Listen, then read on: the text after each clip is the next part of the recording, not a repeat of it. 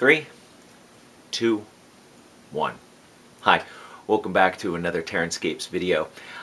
Today's video is a sort of work in progress on on the board that I've been developing for the upcoming snow set. And the customer requested some boards that contained fissures and some boards that contained rocky outcroppings, like hills, rocky, craggy hills. And of course, if you've been following my channel, I've also been looking at adding just some general mounds in the snow on the boards. So what I've done is I've done a little work on the raw boards, and I wanted to give you, and more importantly, the customer, a chance to take a look at where I have some ideas going forward, and you know, do a little check-in here, and then you can sort of see where they're at now before they end up with piles of snow on. So let's take a closer look at the boards now and see where they're at. So first, taking a look at the hill board. I had looked at some pictures online at some craggy hills, and I saw some that had this sort of sloped, rise to a rocky face, and I thought that might be a nice way to go for these. I wanted to do something quite a bit different, and I feel like I've been getting a little stale with my hills and my rocky faces, so I really wanted to try something fresh. So what I did is I cut out some sort of semi-triangular pieces, and then I cut into them the sort of striated rock face that I haven't done for quite a while. I did a couple pieces like this way back in the list of videos, and I actually felt like this was quite a bit easier in some ways, because they're small, of course, than the cave face carving that I had just done.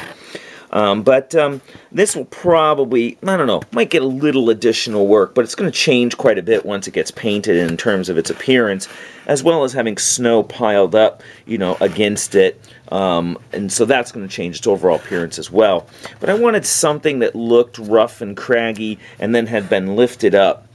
Originally, actually, I'd taken this section and had it separated out, and a friend very astutely pointed out that it might really look good smashed up against it and then with a second tier. So I went ahead and did that, and I do think it adds quite a bit to the appearance. And again, this area will then get filled in with snow, and we'll have snow piled up against the edges, and then we'll have this sort of tapering down to the flat part of the board. So I only did one of these as a test piece because I wasn't really sure about its styling, but I wanted to, do the test, play with it, see how it came out, and get a chance to get some feedback from the customer and the community on it. Now the second board I wanted to show are the fissures board. Fissure boards. Anyway, and before we take a look at this in more detail, I want to put the photo up that the customer sent me so you can get a sense of what I was trying to emulate.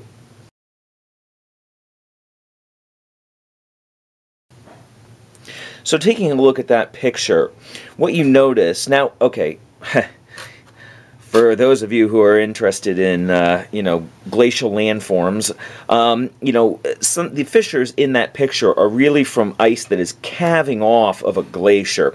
So as the ice begins to separate, fissures open up, and the fissures get smaller and smaller as you move away from the edge of the calving face.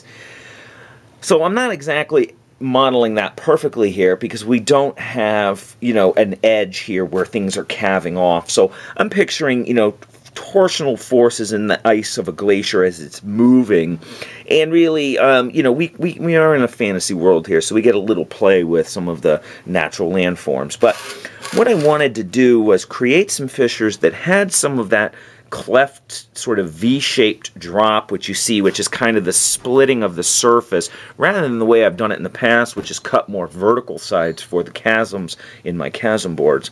Then cut a large one in the middle, and then cut some smaller ones radiating out from it. You can see some of the sketching here just to guide my hand a little bit.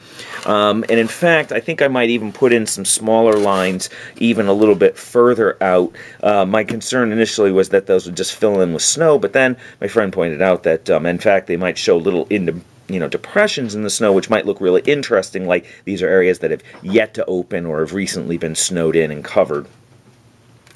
So What I've done then is gone in with the 6-inch hot wire from the hot wire foam factory at an angle and sliced out, well, my hand's in the way there, and sliced out these fissures, getting progressively smaller and tighter such that these don't actually go all the way through the board. You know, a few of these go through the board, many of them do not. And then I've actually gone in with some very, very small needle files to try to add some striations and cuts to them to add more surface variation and to file away some of the angel hairs that naturally pick up when you're using the 6-inch hot wire knife. It sort of leaves this very fine spaghetti strands of foam behind. So I cleaned those up and you know, went in and added a little bit more detail to them. I tend to think actually at this stage they could probably use a little bit more work, a small amount, and you know, for instance in this area here I'd like to open up the tops a little bit more to capture more of that V shape rather than a more of a striated line. But I kind of was just experimenting with this today and just going through it to get an overall feel. I think it's going to actually look really good when it gets the snow on it. And the plan at this point is to break out the airbrush and brush the paint the very deepest areas, that very, very deep blue that you saw in the photo, and then bring that gradually up to a white at the top to match the snow that'll be over the surface. So that is what one of the fissure boards looks like at the moment. The crevasse boards, that's what I should call it. It's the crevasses. And the customer requested that it be something that would impede movement of, you know, miniatures would have to go around it in some fashion. With these varying sizes, you could declare the entire area impassable. Maybe it's too unstable. Or you could say, you know, only these larger openings are impassable to miniatures, or, I don't know, have to take a dangerous terrain check to move over, or whatever the rule system is going to incorporate. But I think it offers some flexibility and offers, you know, a nice area of size, and could be modified relatively easily if the customer feels like I'm heading in the wrong direction as well. And lastly, I wanted to show the ideas for a more of a plain board that will have some topographic variation in it. And I mentioned before in my previous experiments that I've put down flex paste to produce those mounds, and this is what flex paste looks like when it's partially cured. It does retain a bit of a glossy surface on it, and then as it cures it will dull slightly, but it does stay a little glossy at the finish, more like a satin.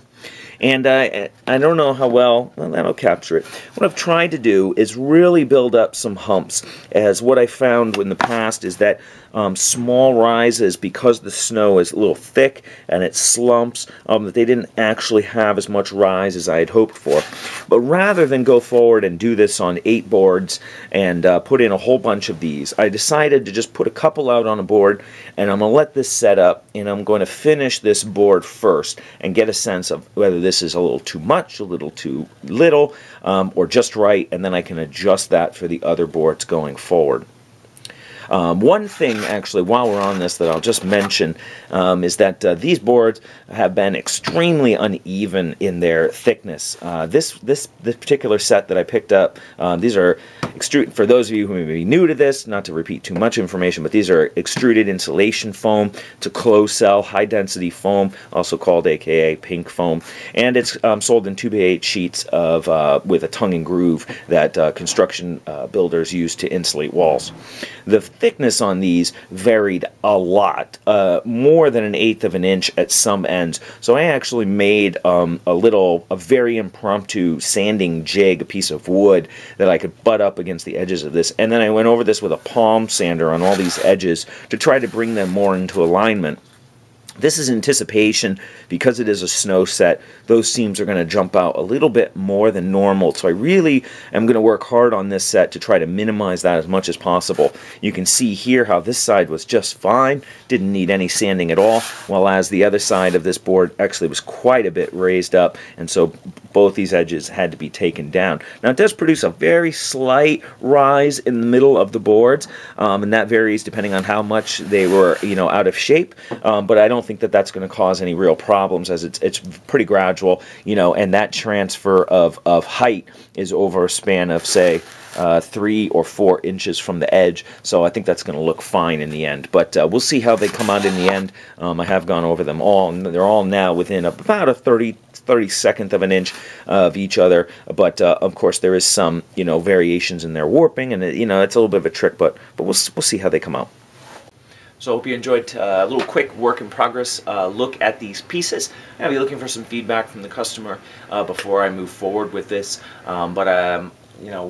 This is going to be the main sort of project du jour. I wonder what the word for week is. Well, anyway, project of the week coming up, along with starting a few other smaller projects. So, whoa, kicking the camera.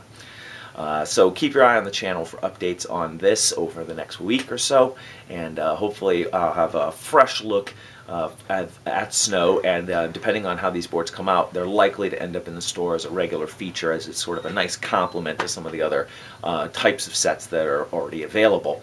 And I'll be particularly interested in how the snow reacts with the crevice edges, and trying to control that and manipulate that, as well as the opportunities to do some ice work and hanging ice off of the face of the rocks on that sort of stratified layer of rock. So that'll be interesting as well. So hopefully you'll come back and join me for that in the next week or two. And thank you once again for joining me. I do appreciate it.